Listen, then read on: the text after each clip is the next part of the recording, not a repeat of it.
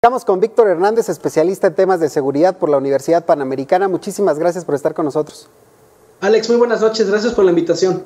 Oye, ¿es válido? ¿Podemos comprar esto que escuchábamos por parte de los legisladores de Morena respecto a este padrón? ¿Realmente hay una relación directa entre los delitos que se cometen, una gran cantidad que hay en el país, y realmente va a disminuir con este padrón?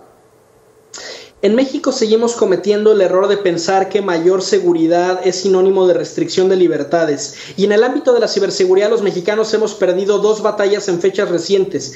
La primera fue la reforma a la Ley de Instituciones de Crédito, que en realidad se aprobó en marzo de 2019, pero apenas se empezó a aplicar hace un par de semanas, que nos exige la geolocalización al momento de ingresar a la banca digital, que no fue otra cosa que una pequeña cortesía al verdugo de la 4T, Santiago Nieto, titular de la Unidad de Inteligencia Financiera. Y la segunda batalla la perdimos precisamente esta semana con esta reforma a la Ley Federal de Telecomunicaciones. Sabemos, por la experiencia se ha intentado en muchos países, que los padrones de números celulares no funcionan, porque el IMEI, que es este número único para identificar a los teléfonos, en ciertos casos se puede alterar, y en ese sentido cualquier delincuente con dos dedos de frente puede saltarse este candado para seguir cometiendo delitos como la extorsión vía telefónica. Ahora, esta es una reforma muy preocupante porque el gobierno mexicano es particularmente inepto en temas de ciberseguridad. Tenemos demasiada dependencia tecnológica del exterior en esa materia. Seguramente recordarás el incidente de cuando se filtró el padrón electoral mexicano. Segov, cuando quería crear su propia base de datos, llámese el CURP, le pide al INE toda la información de los mexicanos, y en unas cuantas horas esa información que se le había entregado a un funcionario de gobernación ya estaba a la venta en línea. Por 500 pesos, hazme el favor. Exactamente, porque el gobierno mexicano no tiene funcionarios con la suficiente capacidad y sensibilidad de ciberseguridad para manejar esta información, que además puede derivar en casos gravísimos de suplantación de identidad. Ahora que ya, digamos, esta iniciativa podría avanzar, ¿habría algún mecanismo por parte de los usuarios para no dar estos datos biométricos? ¿Y por qué sería importante que nosotros como usuarios de estas cajitas, de estos aparatos que llevamos todos los días en nuestra bolsa del pantalón, no dar estos datos? ¿De qué manera podríamos proteger esta información? Los siguientes días van a ser cruciales.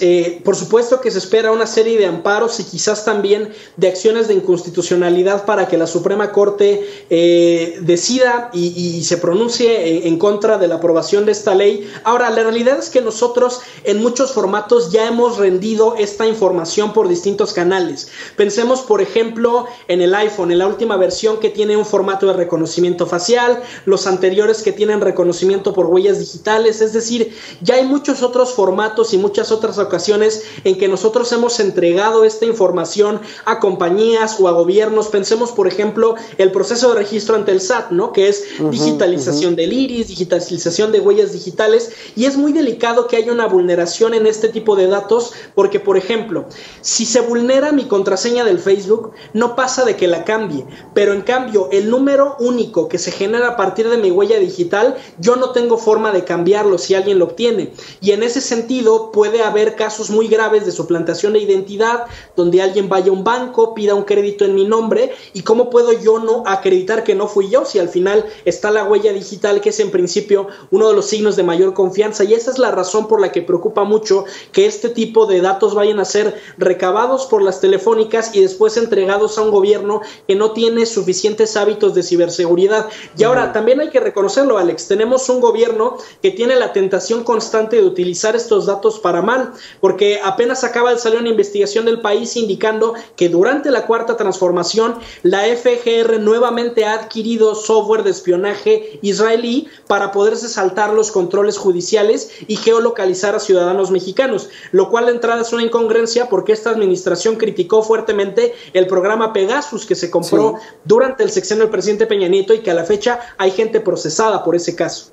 A ver, Víctor, me parece que tocas dos puntos interesantes y que nos dejan pensando, porque sí, en ocasiones es cierto, a pesar de este padrón único, yo no recuerdo haber visto en las últimas horas en tendencia este tema. ¿Por qué? Porque estamos muy acostumbrados a ceder esta información, la huella dactilar o el reconocimiento facial, no solamente a un equipo celular, sino también a estas aplicaciones de bancos. Es quizá normal y por eso no le vemos o no dimensionamos los problemas que podría traer. Y segundo, el tema del uso de los datos del gobierno. Realmente ¿Hay en este momento en México grupos criminales además que se dediquen a hacer uso del tema de datos personales a este nivel, a datos biométricos?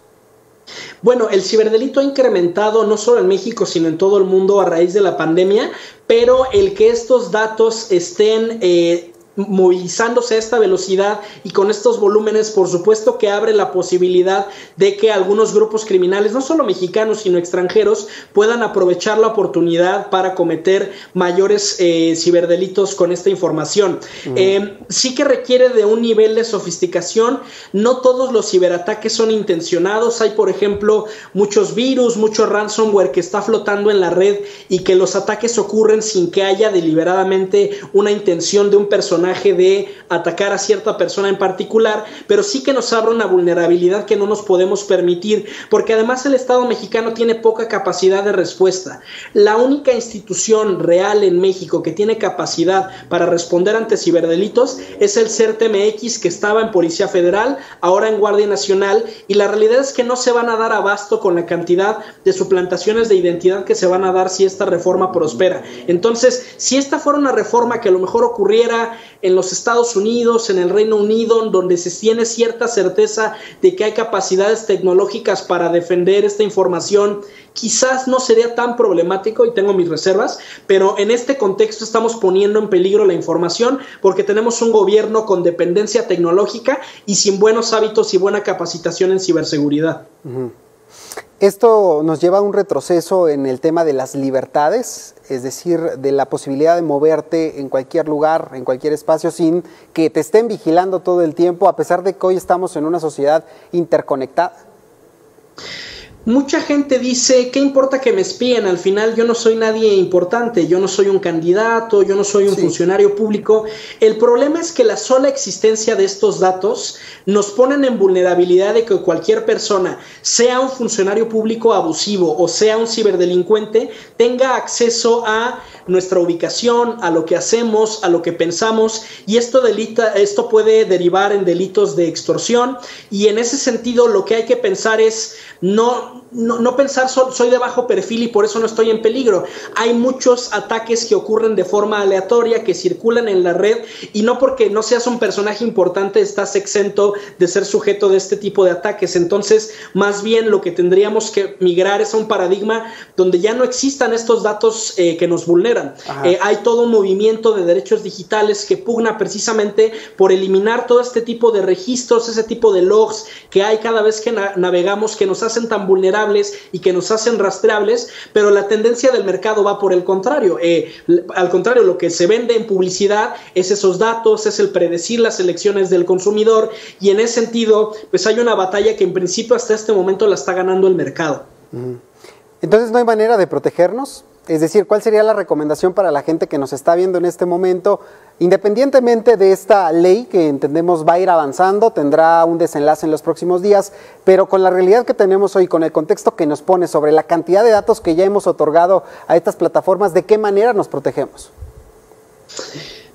Creo que la respuesta es difícil. En este caso concreto, lo que sí tiene que haber, y yo invitaré a la ciudadanía que lo haga, es que se sume a los amparos colectivos que habrá en contra de esta normatividad.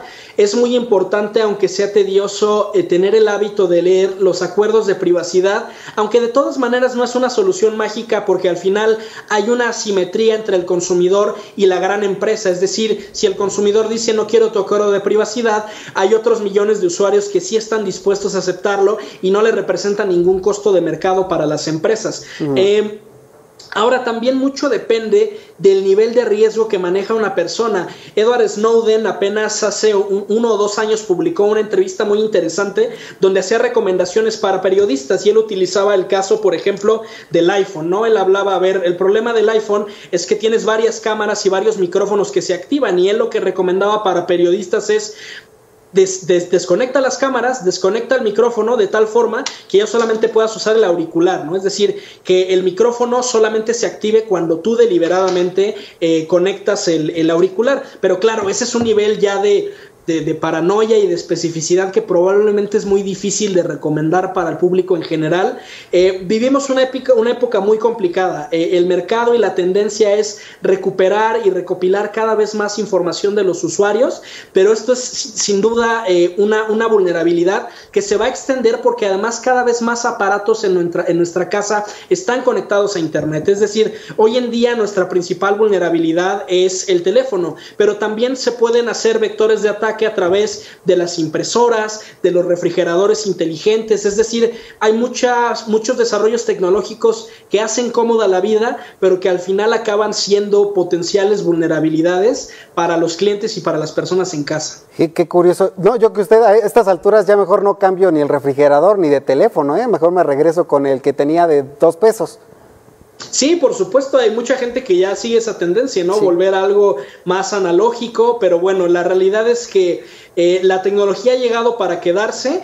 Quizás nuestra mejor arma es la información, la presión legislativa. Está el sitio de la Red de Derechos Digitales que le ha dado mucho seguimiento a este caso y bueno, hay que estar pendientes porque al final la cuarta transformación ha tenido estas tendencias autoritarias, ¿no? De recopilar estos datos muy sencillos sin las órdenes judiciales correspondientes. Eso fue en el fondo lo que ocurrió con este tema de la geolocalización de los bancos y hay que tener mucho cuidado porque no es la primera vez que la 4T se quiere saltar estos controles y en una democracia no nos lo podemos permitir. ¿Ves tú tintes electorales también en esta propuesta?